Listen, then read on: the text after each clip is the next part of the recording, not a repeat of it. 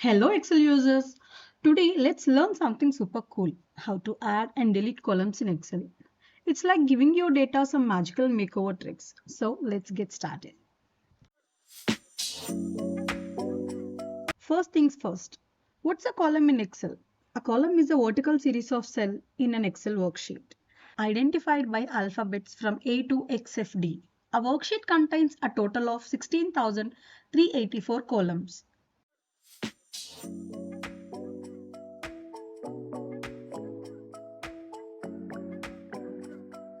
Adding columns in Excel using keyboard shortcuts. The quick keyboard trick.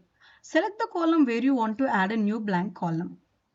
Press Ctrl plus key on an extended keyboard or Ctrl plus Shift plus key to insert an empty column to the left side of the selected one. Add a column using mouse. Select the column where you want to add a new blank column by clicking on the column alphabet or using Ctrl plus spacebar. Now right click and choose Insert from the menu. An empty column will be added to the left side of the selected column. Add a column using Insert option. First, select any cell in the column you want to modify. Go to the Home tab on the ribbon and in the Cells group, click on Insert drop-down and select Insert Sheets columns and watch the new column join the party. Now let's move on to deleting columns in Excel. Delete a column using keyboard shortcut. Select the column you want to delete.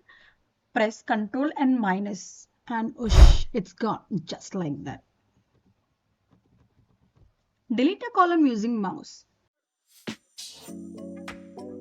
Select the column you want to delete, right click and choose delete from the menu and watch it vanish into thin air.